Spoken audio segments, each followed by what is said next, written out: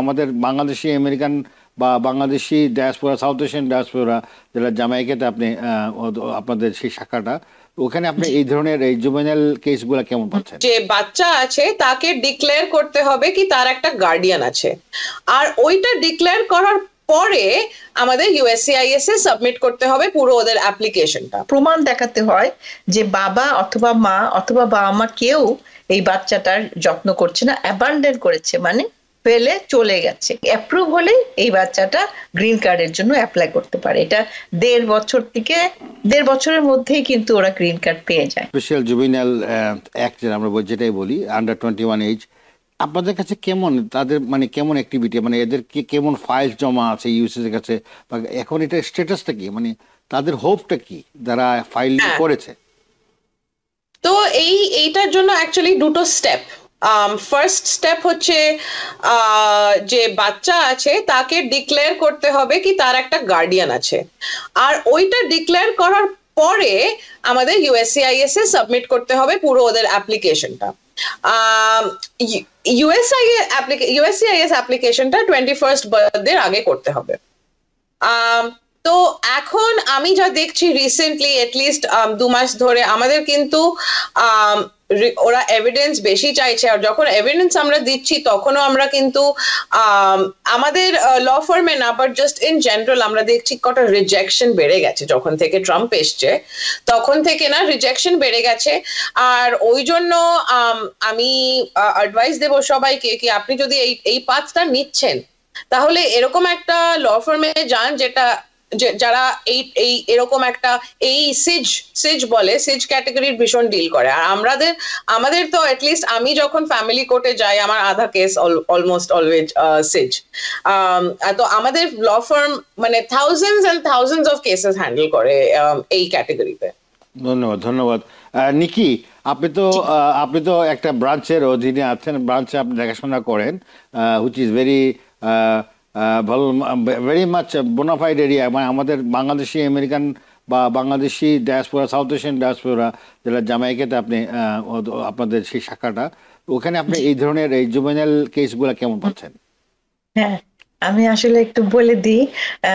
সিজ আমাদের দেশের কমিউনিটিতে আমরা একটু কম দেখি, কিন্তু সাউথ আমেরিকার মনে করেন যতগুলো দেশ আছে, Colombia, Venezuela, Ecuador, Peru, Chile, ওদের থেকে আমরা ম্যাক্সিমাম দেখি। কারণ ঘটনাটা কি হয় দেখেন, একটা বাচ্চা বাচ্চা এই দেশে বাচ্চা বলতে কিন্তু মাইনর মানে বিলো 21, হয় কি মা অথবা বাবা মা দুজনই চলে যায় ড্রাগ অ্যাডিক্ট কোনো কারণ, বাচ্চাদেরকে নানা নানি দাদা দাদির কাছে ফেলে চলে যায়। এইটা ঘটনাটা ওই কালচারে বেশি দেখি, এই জন্য আমরা অনেক কেস পাই। এটাকে বলে সিজ, স্পেশাল ইমিগ্রেন্ট জুভেনাইল। তারা মনে করেন এই বাচ্চাগুলা 21 বছরের বাচ্চাগুলো যদি কোনোভাবে এই দেশে চলে আসতে পারে, মনে করেন বর্ডার ক্রস করে চলে আসলো অথবা কোনোভাবে টুরিস্ট ভিসা পেলো চলে আসলো, তারপরে তারা করে কি এখানে এসে তাদের যে কোনো একজন গার্ডিয়ান তাদের দরকার হয়। সেই গার্ডিয়ানের কিন্তু লিগ্যাল স্ট্যাটাস না হলেও চলে। মনে করেন কোনো আন্টি অথবা আঙ্কেল অথবা দুঃসম্পর্কের কেউ অথবা ভাই বোন, তাদের লিগ্যাল স্ট্যাটাস নাই, কিন্তু তারা এই বাচ্চাটার 21 বছরের নিচের বাচ্চাটার দায়িত্ব নিতে রাজি হয়। তখন তারা গার্ডিয়ান হিসাবে, তখন আমরা গার্ডিয়ানশিপের জন্য অ্যাপ্লাই করি। এটা ফ্যামিলি কোর্টে করতে হয়। তো 21 বছরের নিচে এটা করতে হয় এবং প্রমাণ দেখাতে হয় যে বাবা অথবা মা অথবা বাবা মা কেউ এই বাচ্চাটার যত্ন করছে না, অ্যাবান্ডন করেছে, মানে ফেলে চলে গেছে। এটার প্রুফ যখন আমরা দেখাতে পারি তখন কিন্তু এই কেসটা অ্যাপ্রুভ হয়ে যায়, এবং অ্যাপ্রুভ হলে এই বাচ্চাটা গ্রিন কার্ডের জন্য অ্যাপ্লাই করতে পারে। এটা 1.5 বছর থেকে 1.5 বছরের মধ্যেই কিন্তু ওরা গ্রিন কার্ড পেয়ে যায়। ধন্যবাদ, ধন্যবাদ, ধন্যবাদ, ধন্যবাদ। নিকি, আপনাকে অসংখ্য ধন্যবাদ। আসলে এই এই এই যে সিজে যে কেসগুলো, এগুলো আমাদের কমিউনিটিতে খুব কমই হয়, বুঝছেন।